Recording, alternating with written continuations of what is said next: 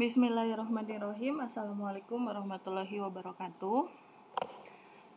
Selamat datang kembali dalam video penjelasan mengenai materi analisis detrimetri. Kali ini saya akan menjelaskan mengenai prosedur penetapan kadar ion logam berupa ion Ca2+ dengan menggunakan indikator EBT, Eriochrome Black Tea. Nah, dalam prosedur penetapan kadar Ca2+ dengan indikator EBT, ternyata logam kalsium ini dia tidak bereaksi dengan cukup baik dengan si indikator EBT.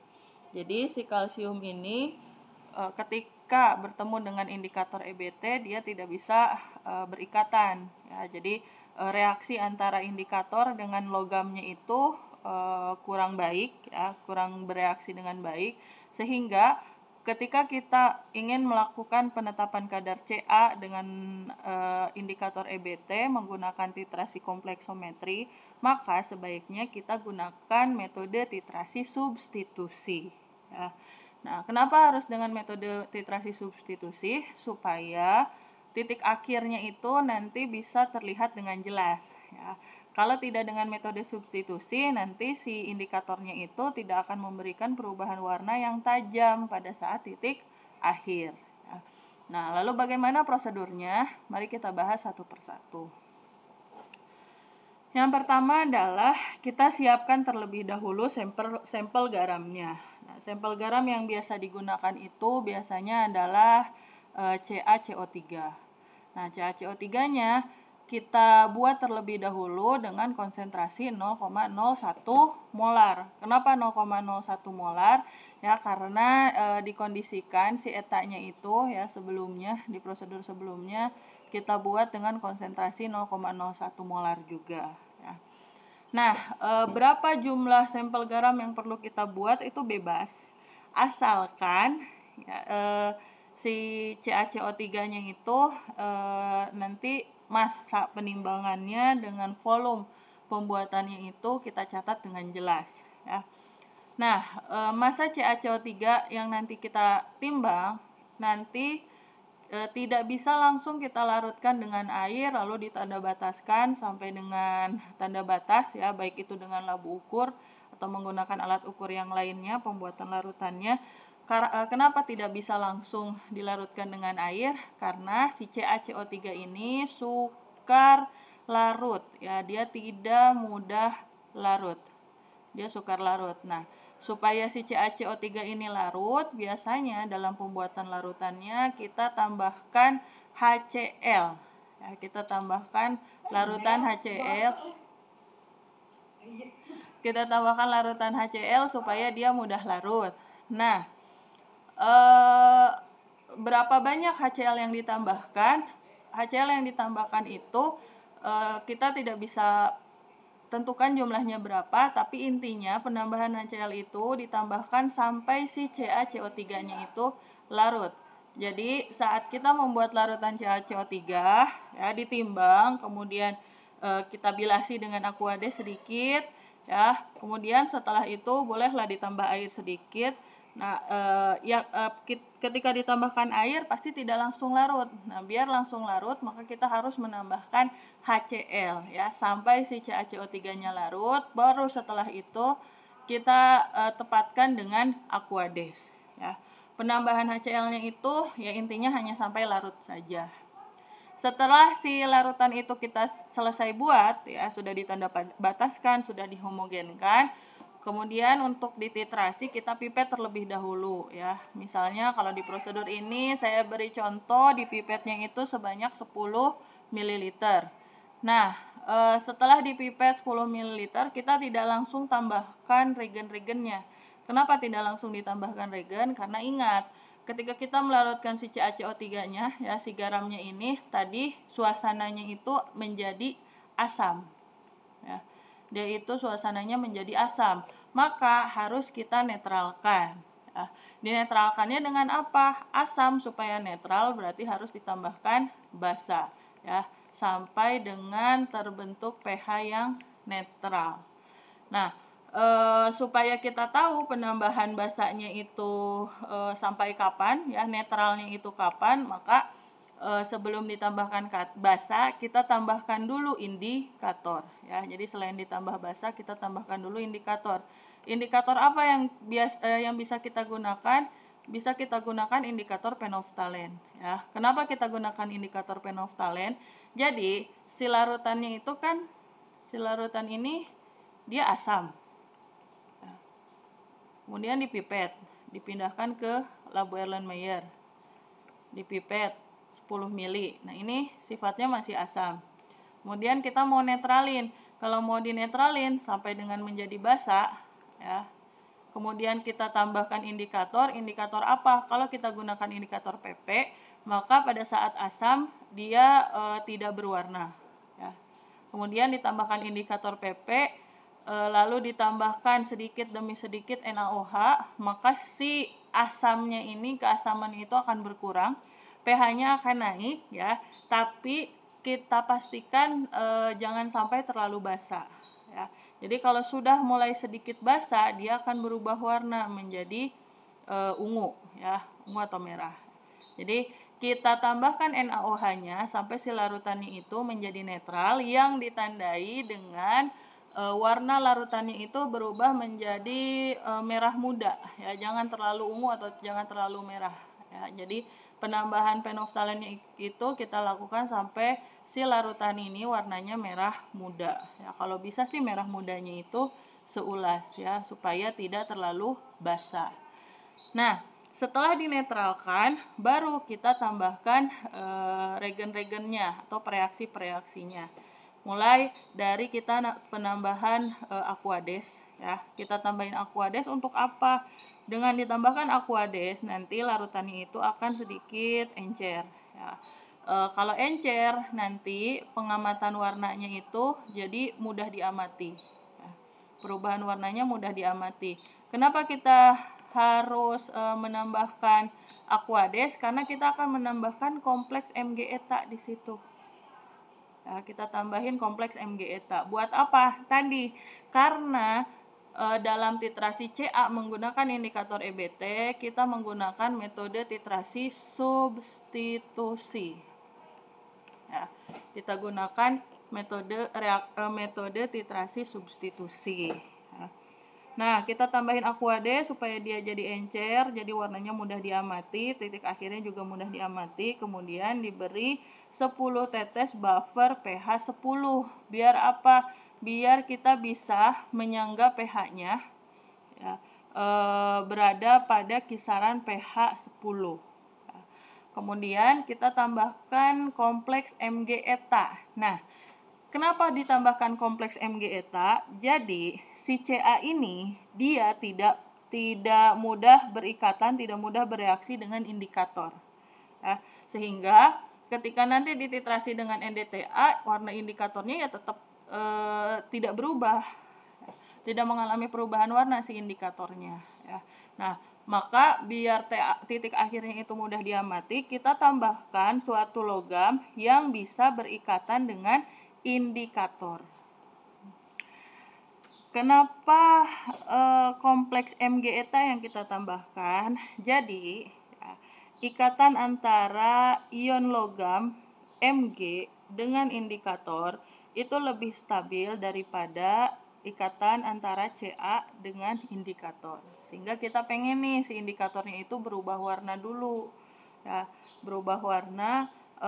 Nah, yang bisa merubah warna si EBT ini ya adalah si logam Mg, karena ikatan Mg dengan indikator itu lebih stabil daripada Ca dengan indikator, ya. Kemudian namun ikatan antara Mg indikator itu kurang stabil, ya, ketimbang ikatan antara Mg dengan eta, ya. Jadi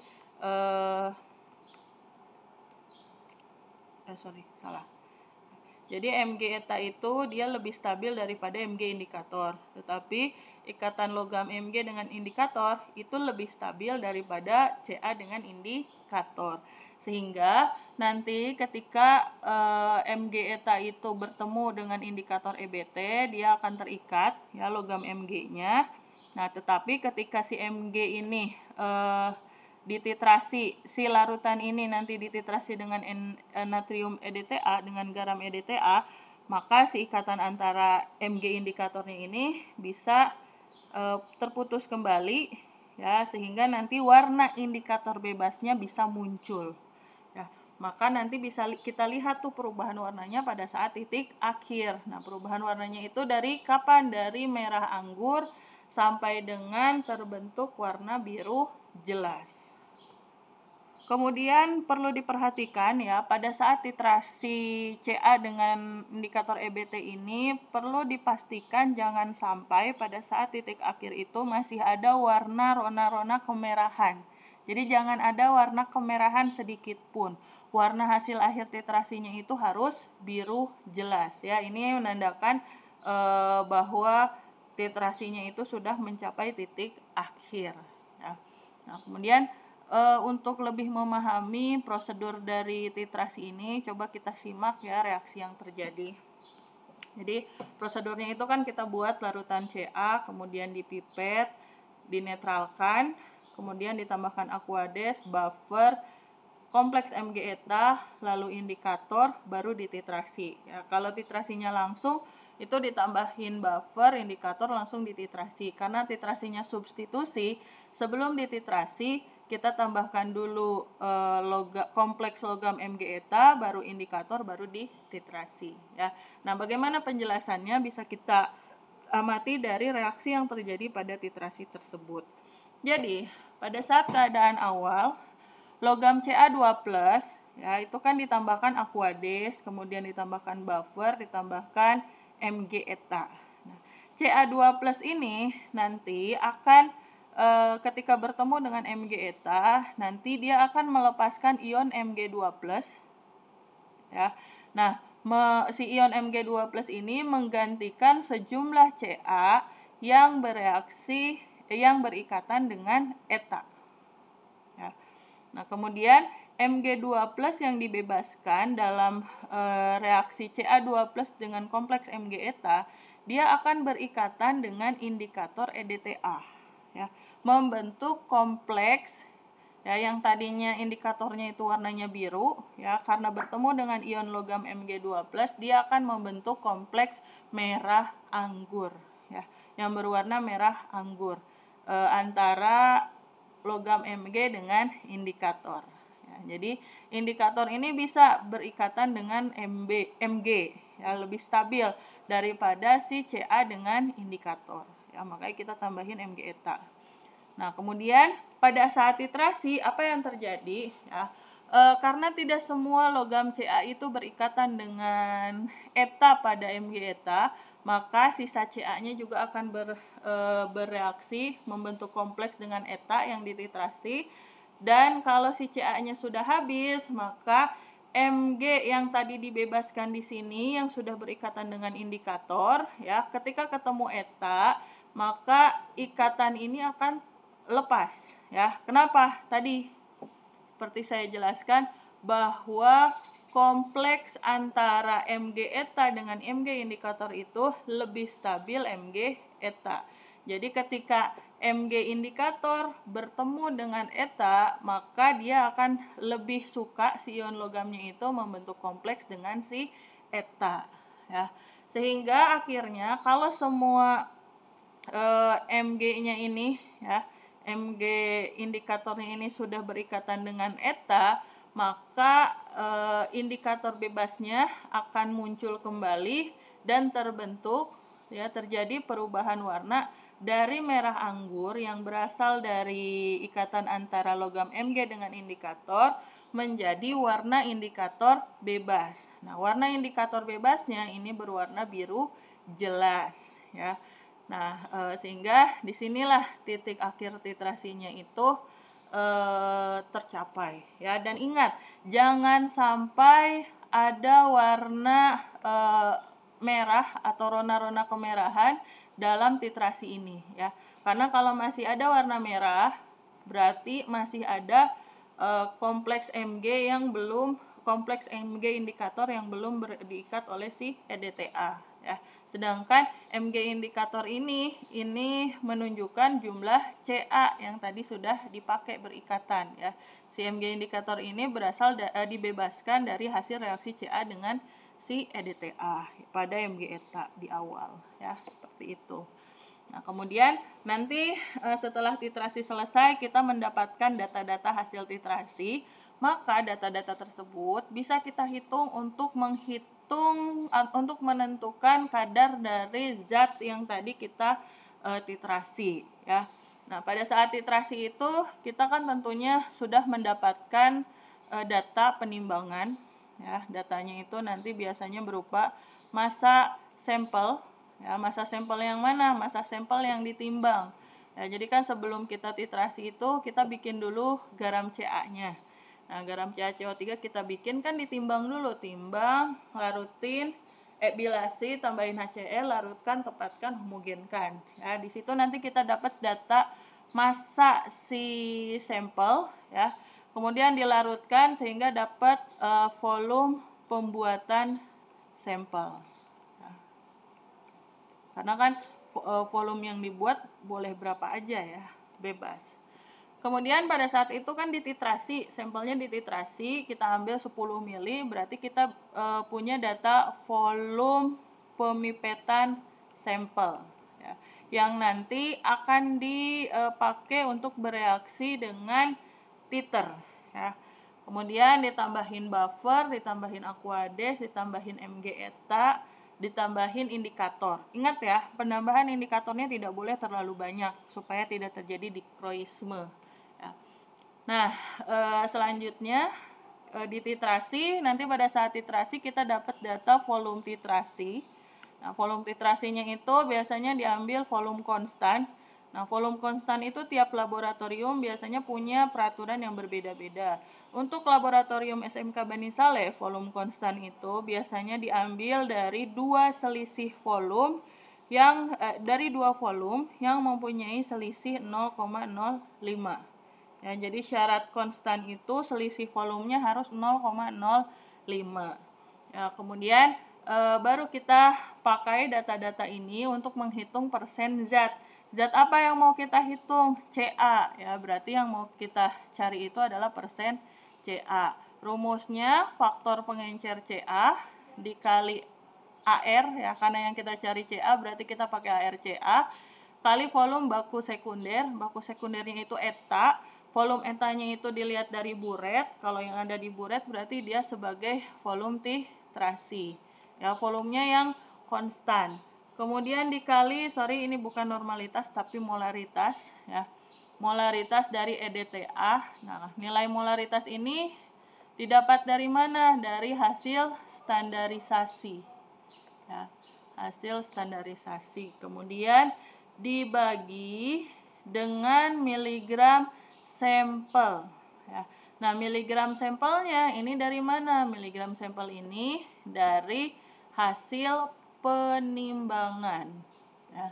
Ditimbang berapa, terus dilarutin berapa ya, nanti yang dilarutkan, volume yang dilarutkannya itu ya, volume pembuatannya itu nanti dipakai untuk menghitung faktor pengencer dibagi dengan volume yang direaksikan. Nah, volume yang dibuatnya berapa? Yang ini, yang direaksikannya itu berapa?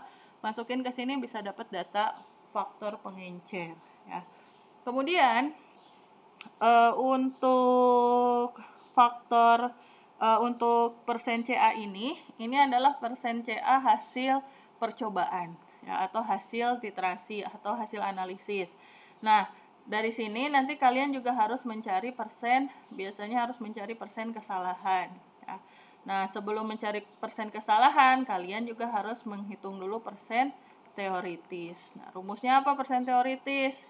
Karena kita mau ngitung kadar Ca, berarti persen teoritisnya juga si Ca. Ca di mana? Ca pada CaCO3. Ya, jadi persen teoritisnya itu ArCa dibagi MrCaCO3 dikali 100%. Udah dapat persen teoritis, udah dapat persen Ca hasil percobaan, hasil titrasi, baru kita hitung persen kesalahan ya. Seperti itu. Oke, baik. Demikian ya penjelasan saya mengenai prosedur penetapan kadar CA dengan titrasi kompleksometri menggunakan indikator EBT. Metode yang digunakan adalah metode titrasi substitusi ya. Terima kasih. Assalamualaikum warahmatullahi wabarakatuh.